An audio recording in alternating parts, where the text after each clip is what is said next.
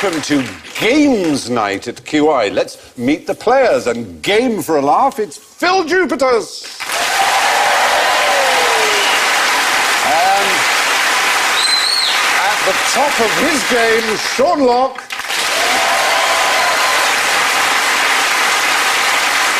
A game girl, Lisa Turbuck. And thinking about going on the game, Alan Davis. Okay. And tonight the bells are all well hung and fairly gamey. Phil goes... Gladiators ready! Sean goes...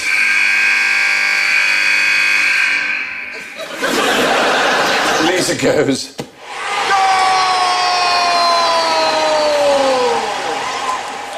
Alan goes... Good game, good game. Oh, good game.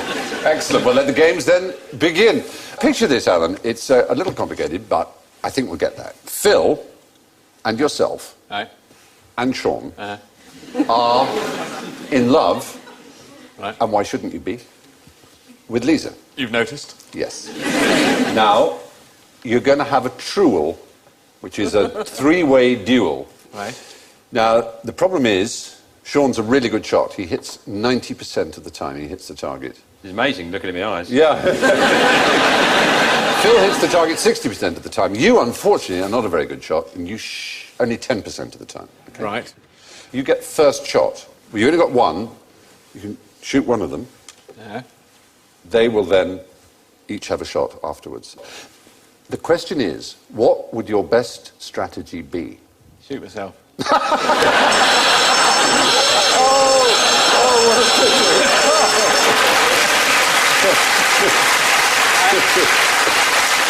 The trouble is, all I'm supposed to do is shoot Lisa. Yeah. There you go. Something terribly all up there, you know. Oh, then you have a gay three-way. I want to say... To you. I say there's something... Sean, can you look? There's something... Phil's got something on his back of his shirt, and then I shoot through Phil into Sean. Yeah, like we're going to fall for that. And like a bullet is going to make its way through my body at anything other than a quarter of an hour. Sean will be the other side of me going, any minute now. It'll come, any minute. I'll do it the other way around. Also, why I appear to have been eating cocoa out of the jar by just ramming my face in it. What's going on? Yes, well, no expense has been spared, and you've had. I have done 2 series of QI without the beard, and yet they still persist on the photo of me where I look like the fat Carlos the Jackal. You're worried about that? Look at my hair. That is It's more nice, of it's a a dog kind of- turd than a hairdo, isn't it? Sorry to say. Well, surely my best option is to try and shoot the one who's a better shot than the other one. You've got a 90% chance of not hitting them. Yeah. Even if you went for Sean, even if you actually did kill him, then obviously Phil would then aim at you. So that's a bad option. Yeah. Even worse if you shoot Phil, because then you've got a 90% chance and you hit him. Yeah. But supposing you just miss. You deliberately miss. I want them to run away. No. Stay where you are. What's in their interest? Oh, yeah, shoot the one who's a better If Phil shot you, you're no threat to him. He could shoot you, but then he would have no bullet, you'd have no bullet, and Sean would have a bullet. That's brilliant. Get the guns out. Yeah. There you go. Hang on. There you go. Pass it on. Oh! Brilliant! Have another one. Damn it!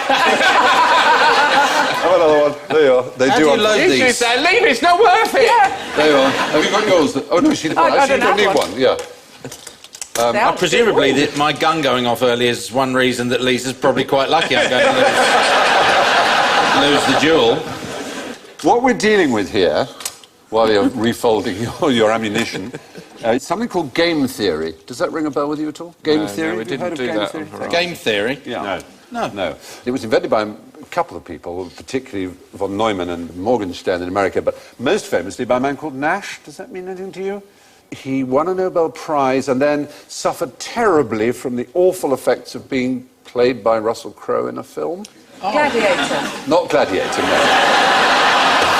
Oh, the mathematician, Yes, the beautiful mind. A Beautiful Mind, that's right. He won a Nobel Prize for his work on game theory, which was this kind of thinking which has been applied to economics, to business. For example, a very good example is advertising. Now, if you have two companies, if they both advertise, they're both spending an enormous amount of money and, as it were, cancelling each other out. If neither of them advertised, they'd keep the money and the market would remain the same. So what it resulted in is the bizarre situation that when they banned tobacco advertising, it was to the benefit of the tobacco firms, because they were suddenly saved money that they were sort of wasting anyway. Another example was an episode of Big Brother, do you remember? There were two finalists. They would get 50,000 was the prize money, right? They were going to be asked separately. If they both say they'll share it, then they'll share it. They'll get 25k each. If one of them says, I'll take the lot, right? And the other one says, I'll share it, the one who says, I'll take the lot, wins the lot. If they both say, I'll take the lot, neither of them gets anything. Have you got that? Yeah. Yeah. But if one says I'll share it and the other one says I'll take the lot, he gets it. So what do? You're in separate rooms and they say, make your decision now. I came here with nothing, Stephen. If you say, yeah, that's it. I've had a lovely day. Everyone's been so nice.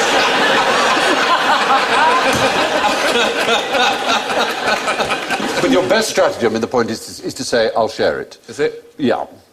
And they both did say, I'll share it. And they both probably regret it. They both went, I should have said I'll take the lot. Yeah. Because he said I'll share it, so I should have done. Or they should have probably studied at school. Possibly. Got on with their lives. Not gone into some last chance saloon hoping to get washed up on the shores of fame. Many people believe that altruism amongst human beings is a genetic development that is a playing out of precisely this theorem, that in a sense, the fact that it's good for us to do things for other people for our own benefit rather than be entirely selfish is one of the principles of game theory. It's the best thing you can do for yourself is to be altruistic. Well, then again, I said the other way, that's why I was offered first aid lessons. And I thought, how's that going to help me? What about You're the a bloke, sweetheart, aren't you? What about the bloke who had to cut his arm off because it was stuck in the rock? He only knew how to get it off because he'd done some fundamental first aid. Yeah. It was stuck in what? It was rock climbing and he had a fall and his arm got wedged between two rocks and he couldn't get it out. And the more he pulled it, the more it swelled up, got worse. He knew no one was going to come. He only had a certain amount of food. He thought, I'm going to have to cut my arm off. Wow. So what you have to do first, in case this ever happens to you, is you have to break the arm because you can't... Oh. There's no way you can cut through the bone with a small knife that he had. It's not in the time he had. So he knew that, so he had to break his arm, and then he had to cut through the flesh and through the gap where he'd broken it. And Nice. presumably remain completely compos mentis. Not Otherwise scream. you couldn't do it. Yeah. Yeah. Does this hit at a particular age? For example, do kids have this game's mentality of sharing, or does it, say, hit later on in life? There's a programme on about sharing, about anger the other day. Yeah. And it said that they had some children who I think were 2, and they said that they need to be taught to share, shown how to share, supervised, and in doing so, their brains will actually grow differently as the brain make develops. new connections and bridges. And that's so your actual personality will change. Well, that's a good how question you of are Lisa's then, isn't it? Is to what age this happens? I don't know. Interesting. I keep staring at the image behind your head and I'm just drawn to So it. you can see, because you're not looking where you're shooting, are you? Alan's probably looking in the mirror by the light of his He's practicing when he goes out. I'm on the job. I'm focused. You are. I'm taking Lisa home with me. Yeah, but you've got grade 1 action man hands that don't even grip a gun. And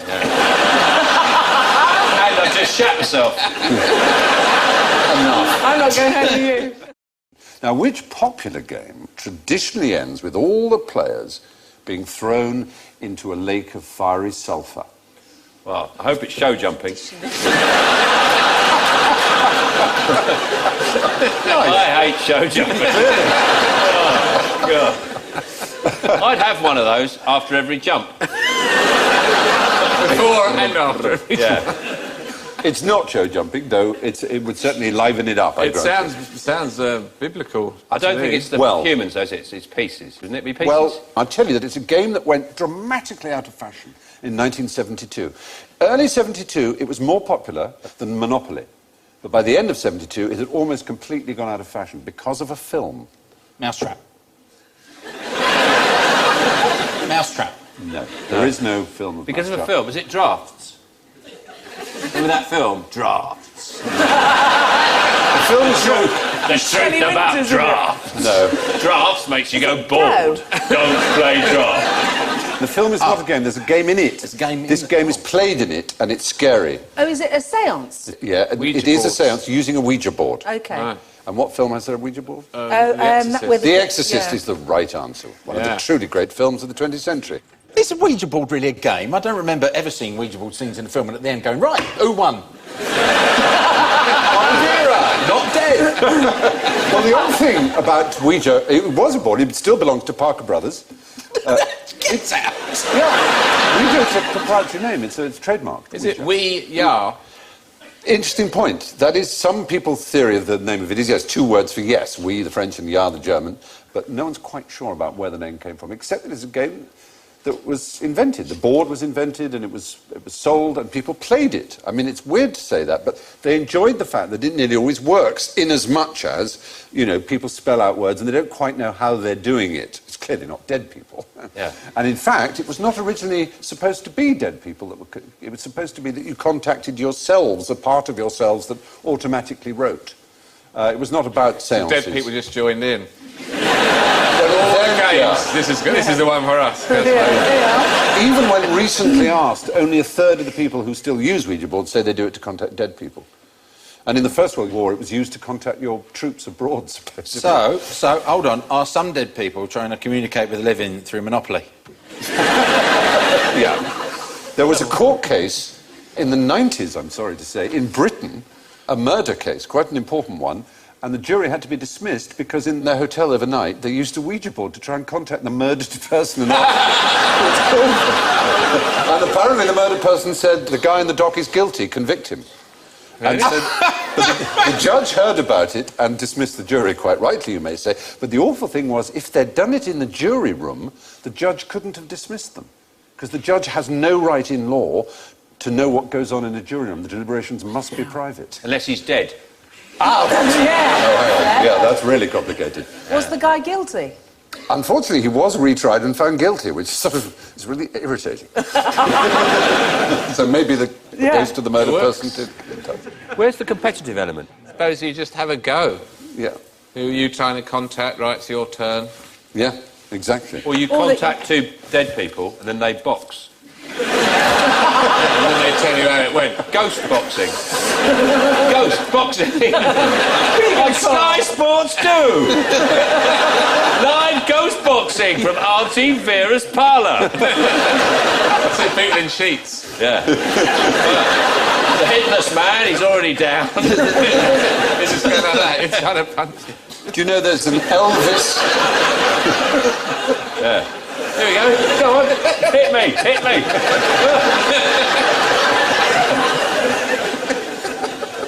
There's an Elvis seance website. Of course there is. I bet there's more than one of those. Where you contact Elvis. Online? But it cautions, if you wish to repeat this experiment, please be considerate. Many people may wish to contact Elvis, and we're sure he's quite busy. Please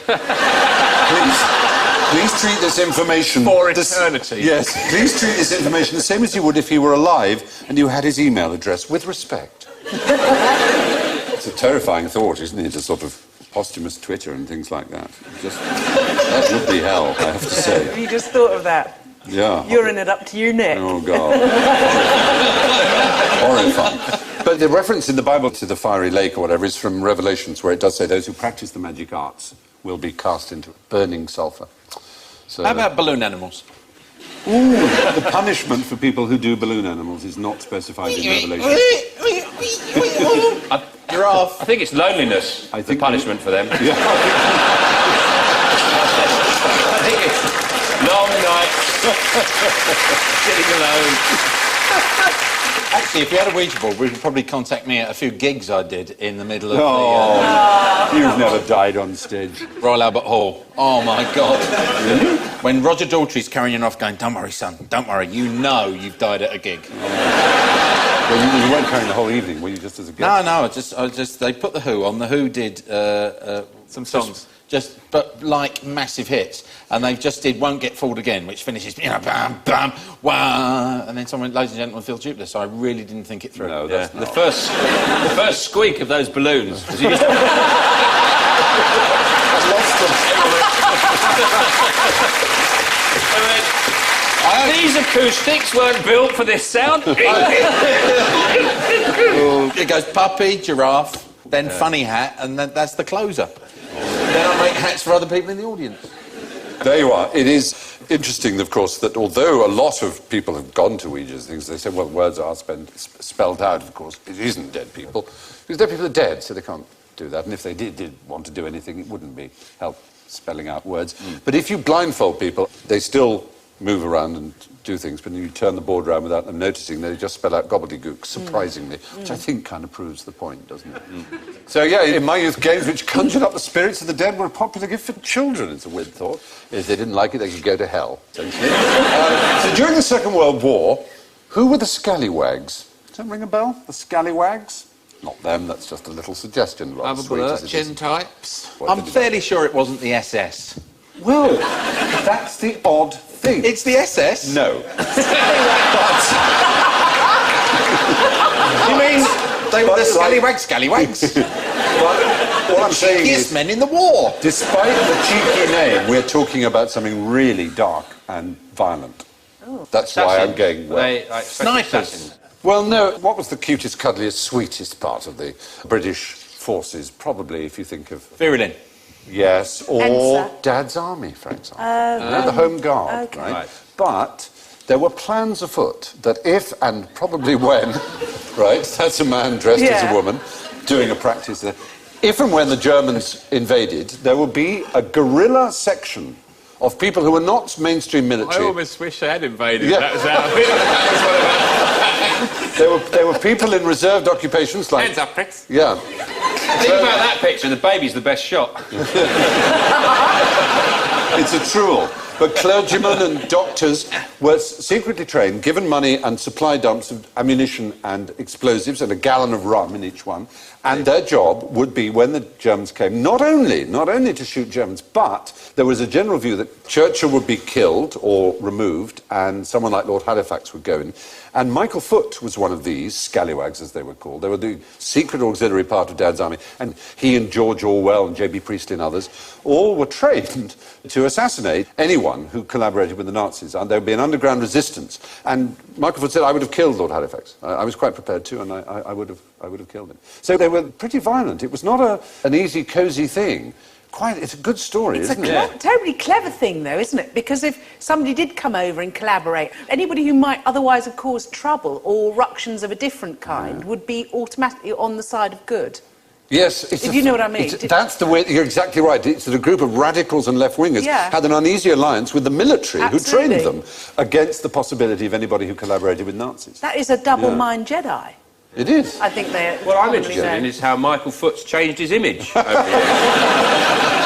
He has a little... If he'd worn that beautiful outfit at Armistice Day, there wouldn't have been all that fuss. It's Spike Milligan. Well, yeah. Also, they were trained on night duty and for stealth, but they only had 2 weeks' worth of rations and everything, because essentially the belief was that they wouldn't survive any longer than that. They were basically suicide squads. They were a terrorist suicide squad, as we'd now call them, essentially. That's what they were trained in. It was a cellular structure like terrorists. They didn't know who the others were. They only knew their own band, and they were tasked to do specific... And do you suspect that such an organisation exists today? I wonder. I wouldn't. Yes. I'm not allowed to tell you. Who have you been trained to kill? The unofficial motto was terror by night. Even in the ordinary, if you can call it that, Home Guard, there were some pretty tough things being taught. Boy Scouts, aged 12 to 14, were giving demonstrations at Osterley Park, where the training camp was for the Home Guard, of how to decapitate motorcyclists by stretching wire across the road. That's 12 to 14 That's the kind of scouting I wanted to do. Following twigs around Epping Forest. And Harry Lee, who was the British roller skating champion, demonstrated how to use roller skates to knee someone in the groin. You're going to slip over there. How are you going to get the other foot anchored? Yeah, I think you may not have thought it through. You may be right. Who were the toughest of all vegetarians in history? That's a sort of a bit of a What's it called? An oxymoron, that, isn't it? You'd think, what is it? There are whole swathes of Asia where there are a lot of vegetarians. There I'm are. sure their armies would be quite fearsome. Some sort of Shaolin monk, ninjas, kung fu. Are we Orient here? Are we Oriental? Yeah, well, I mean, you may be right, but who are the toughest? Well, not the toughest. Bulls. Bull. Yes, well, of course, that's true. The strongest animals on Earth are They're all tough as vegetarians. anything, and they're not that's carnivores. True. But no, I'm thinking of in history. Hitler, he was quite tough, I suppose. Ah, yes, but Hitler was not a vegetarian. Wasn't he? No, oddly enough. For some reason, people want to think of him as a vegetarian. I mean, it's certainly true that he didn't smoke or drink much. He occasionally had glasses of wine, but I'm not saying he was wonderful. But then, by saying he's vegetarian, I'm not saying he's ghastly either. Think of a film in the last 15 years. Cowboys. No. Cowboys. There was a very successful film. An Australian actor starred as a... Gladiators. Gladiators is the answer. They're vegetarians, were they? They were not only, they were vegans, in fact, or vegans, however you like to say it. Relatively recent discoveries in Ephesus, where there's a mass grave of gladiators, showed that they gave all indications that they didn't eat meat. And in fact, they were known as barley men, hordearii, meaning eaters of barley. It was thought that they basically ate barley and beans and a bit of dry ash, which is supposed to be good for the muscles. But it was important they were quite fat. And they're always shown as stocky in art. Right. How can they find out that they're vegetarian from an archaeological dig? Well, another thing is teeth. Shopping list. Oh, OK. Teeth. You got it all there, Waitrose. Carved with flint on slate. Beans. No, just loads of toilet paper. Well, do you know what? I thought, beyond teeth, how would they know? Well, They actually, found a- chemicals in the bone and so on, and levels of zinc and things like that indicate very strongly. If it's low levels of zinc, it indicates they didn't eat meat. See, I have a problem with all this sort of prehistoric science is the fact that they get the bones and they go... bzz, bzz, I'm assuming that's something like that. Yeah. And they've got to find something, haven't they? They go, oh, well, these chemicals suggest they only ate vegetables. They can't go, hasn't been of any use to us whatsoever. Well, oddly enough, Wasted the last 3 bloody years of my life! that is so precisely what scientists do. Yes. They say constantly, all the time, this is not indicative of anything. We don't know. We don't know. If there's any group of people who says we don't know a lot, it's scientists, unlike religionists. And isn't it weird that scientists are the ones who are always accused of being arrogant?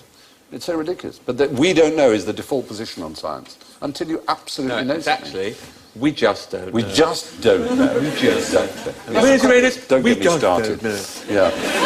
Anyway, the fact is, it seems, at the moment, that Roman gladiators were strict vegans. Now, what kind of contest might end in either a checkmate or a knockout?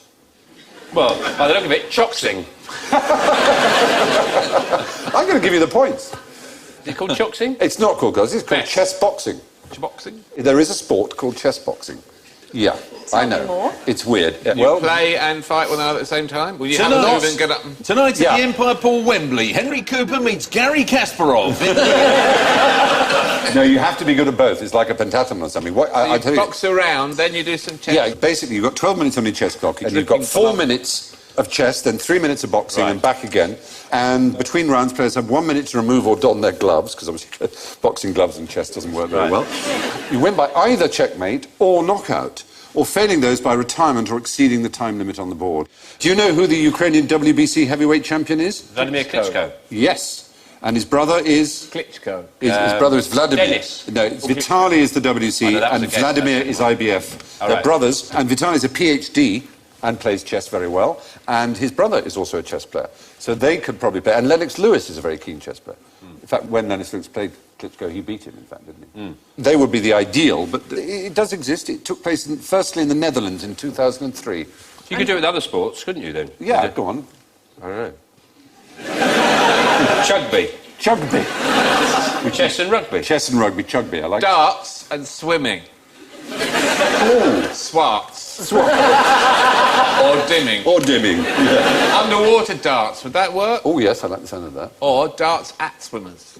I went to the Olympics in Athens. I went to the swimming. I thought, go to the swimming, that would be fantastic. It would be very exciting. It's rubbish. Oh. You have no idea what's going on. You're just sat looking at a pool. People just going up and down. You have no idea who's in the lead, who's won, Television's which better, one is isn't it? which. Yeah. €200. Whoa. You never get them back. Don't bother. When we have it in 2012, I'll be everything but. What about Fuka. same to you? All right, I was thinking football and snooker. What about ping swing ball? Say again? Ping swing ball. Ping swing ball. Very Ping good. pong with one hand, swing ball with the other. Superb. Trivial winks. Trivial wins. Trivial winks. Do you fancy a game? Trivial things. Excellent. Well, there's a thing called Calcio Fiorentino, which is a form of football and martial arts together, played in Florence, in which the rules permit headbutting, punching, elbowing and choking. This year there was a new rule that Another banned... game in Wimbledon. This year there was a new rule that banned people with criminal records. And one team lost 20 of its players under this. That's a bit unfortunate. Suspicious. There's slam ball, which is an American game, which is a sort of basketball where they have trampolines on the court. So you can use them to block and to bounce. Have you seen that? Yeah, Wow. no, I've seen that. There's a channel that shows nothing but that. Really? Is it good, Phil? These games are really for people who couldn't get in the football team, aren't they? They go, well, you didn't make the team squad, but you can play Chefflington or whatever. I was I thinking didn't even try there, did I? Well, anyway, chess boxing is a quite interesting hybrid sport. What was the first prize in the annual Mayan, ball game tournament? Yes. We hadn't had one, so I thought, an avocado. It comes from there, doesn't it? Yeah. It comes from that area. Trousers. Some trousers. They are. pair of trainers. A pair of trainers. It looks good, though, doesn't it? Why spectators got all the clothes on? Fat people in clothes. What else do we know about Mayans? Sacrifice, blood sacrifice. Yes, pretty Your violent life? fun. Was the prize your life? Basically, yeah. Your life was taken. If you were the captain of the winning team, you were killed and your heart was taken out and burned. Which God. seems an What's odd... that going to do at the post-match interview? Well, I've got to say, Brian, I thought the legs did very well! Oh, my God! My heart! My heart! Ah! Ah! Thank you, Dave. Excellent. What was the incentive, though? Why would you want to win? This is the logical problem, isn't it? They played the game for 3,000 years, from 1400 BC. It wasn't until 700 AD that a king known as 18 Rabbit decided that it made better sense to sacrifice the captain of the losing team. Yeah. As you say, would incentivise each side to play it On a better. minute. It's a long time to work it out, wasn't No it? wonder the games have been so rubbish all these Yeah. years. Another own goal. I get it. 86 own goal. Who knows why? That's kind of but maybe- interesting, then. Because I was thinking, well, if they went along to that slaughter willingly, I think that's then, it. It then was an we honour know to their die. mindset. Yeah, it was an I, honour. I don't agree. But then the fact that the guy changed it, that's clearly, that doesn't make sense at all, does it? No, I Maybe- think you can say it safely now, even with all the problems with the BBC and what's politically correct. I think you can safely say the Mayans were stupid. They were really stupid. If I'd known this about those terrible, terrible Mayans, I wouldn't have enjoyed my Aztec bars back in the 70s with such abandon. They were from the Aztecs. Yes. Aztecs? Oh, they're completely different.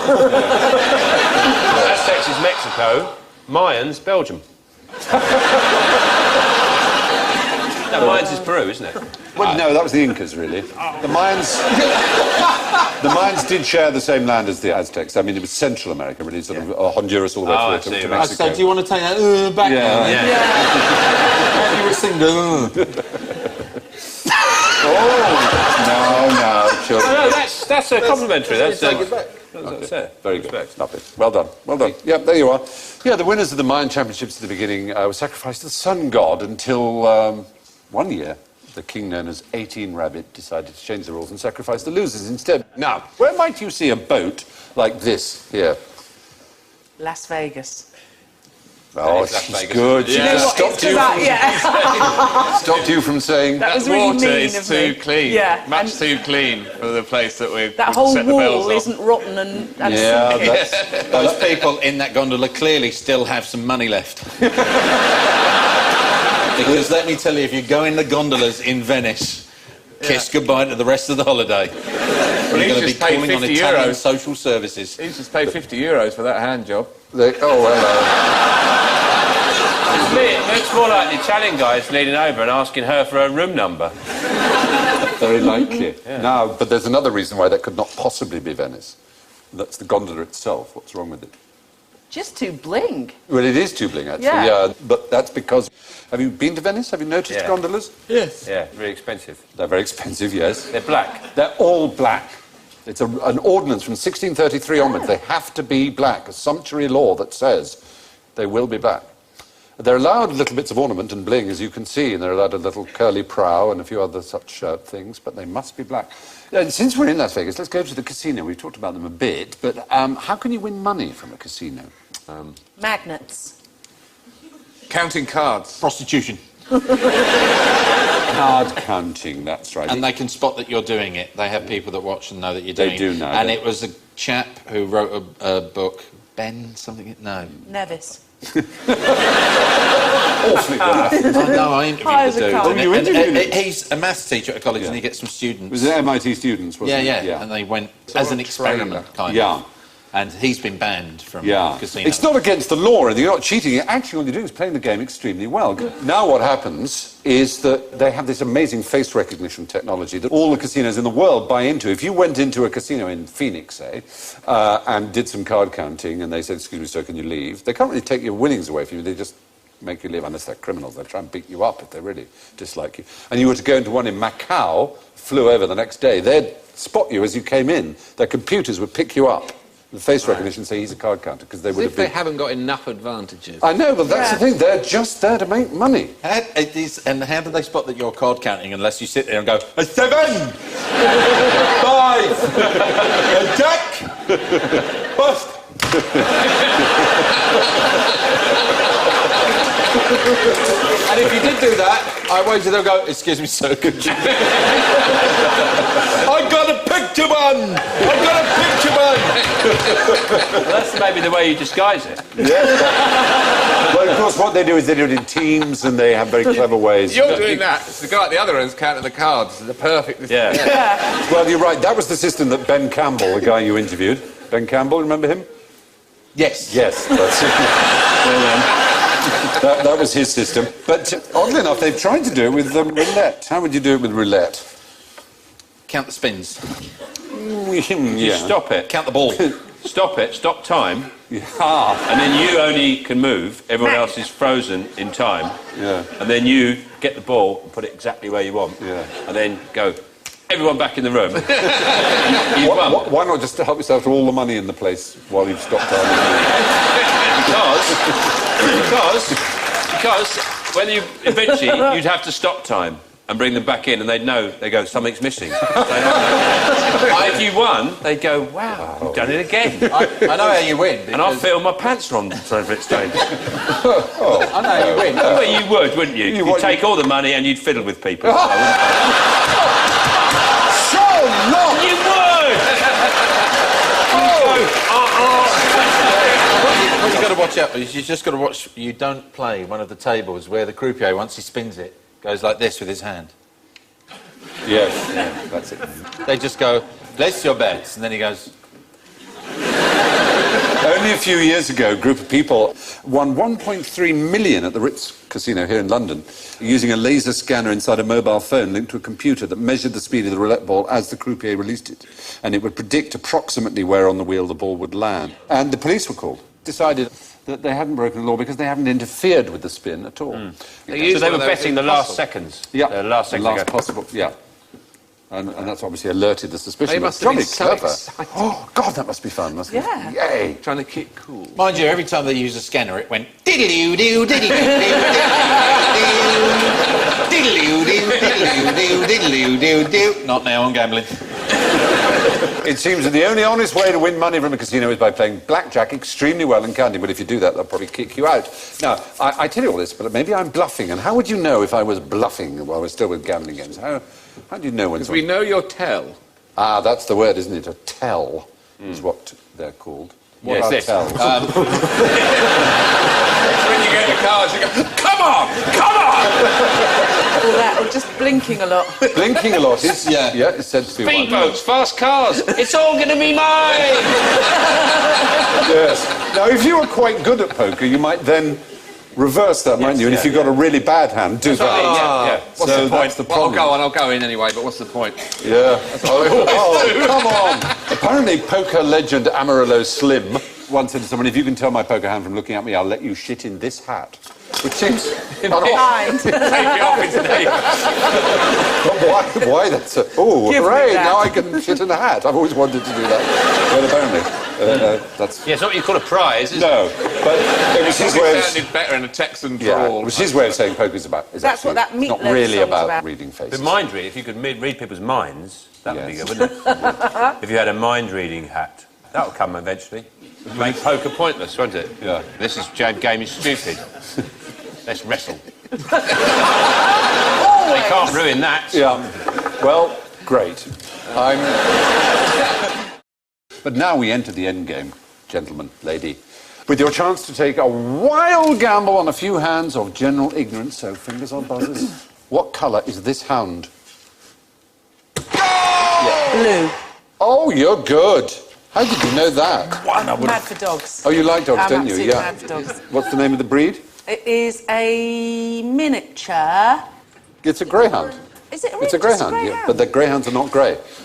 The word grey is actually from Grieg originally. It was a Grieg hunt. And Grieg means bitch. the English, yeah. Yeah, Early English means bitch, so it's a bitch hound, basically. And as you say, they're called blue. That colour is called blue. There you are. Yeah. What do we know about greyhound racing? Is it flourishing at the moment, or is it down in the doldrums? I know.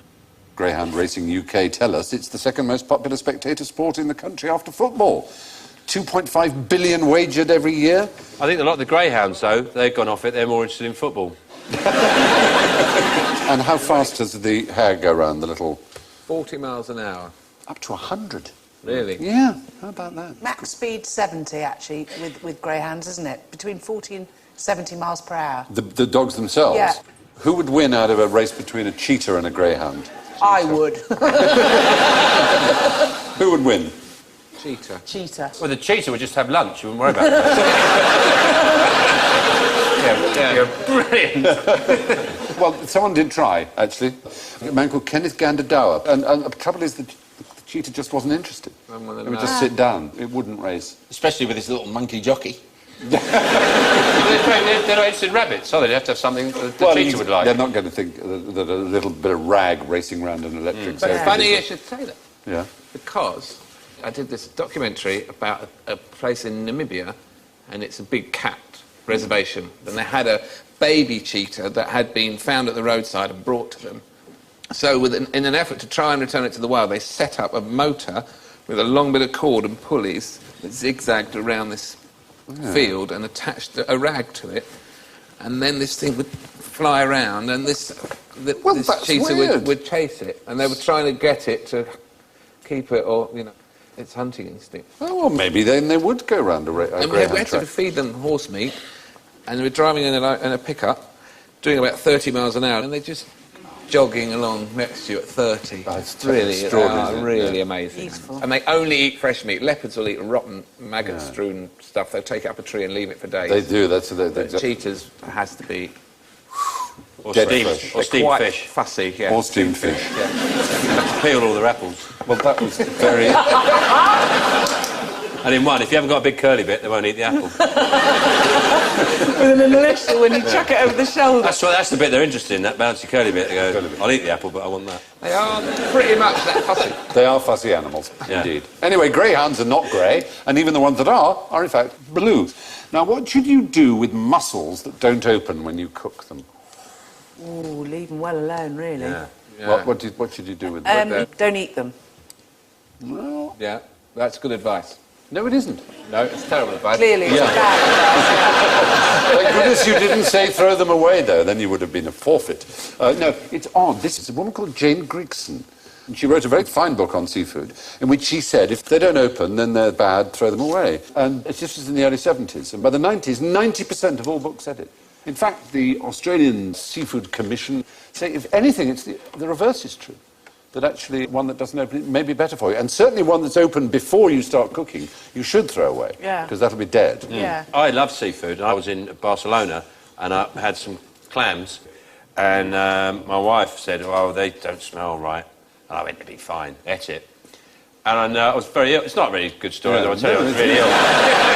But I was so ill, I was so sick, it's the sickest I've ever been, I couldn't bend over a toilet. I had to stand in the shower, going like that. It was horrendous. And I'd never been ill with him before, so then about 2 weeks later, I thought, you know, get back on the horse. Yeah. I had some razor clams. And the delay was about an hour, and I was back up in the shower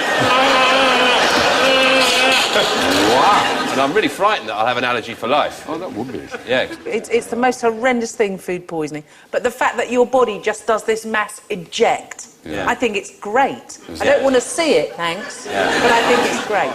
Well, it's fine to eat closed mussels. In fact, they're probably fresher than the open ones. What did gladiators say, incidentally, at the beginning of a tournament? We who are about to die salute you. Oh, dear. Come on, that's what it's there for. Yeah, you're right. No, Not the face. Absolutely. It's very good. No, they didn't say that. Lovely burgers. Like a bean salad. I want a steak. There was a thought that it was morituri te salutamus or whatever, which would be in the Latin, and they said it to the Emperor Claudius. But they weren't actually gladiators, they were just prisoners who were going to be killed. No gladiator was ever recorded as saying it, that's the point. So there's no reason to believe it was ever said by a gladiator. What did they say? I bet they say something like, come on, let's just all try and have a laugh. Yeah, absolutely. And so once again, we find ourselves at the end of the game. And it's fascinating, actually. Our winner, our clear winner, with 5 points, is Lisa Tarbuck!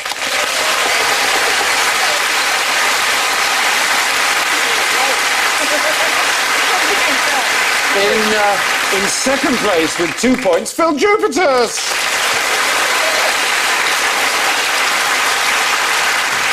In third place, Sean with -7.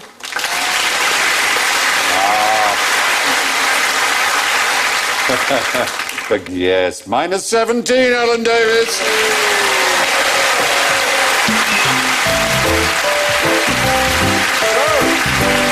That's it.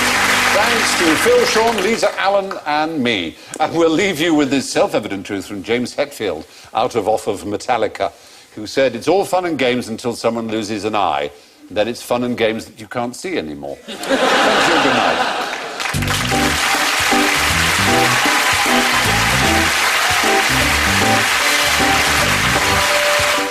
Take the ultimate Stephen Fry quiz at joindave.co.uk. The man himself only got 19 out of 20.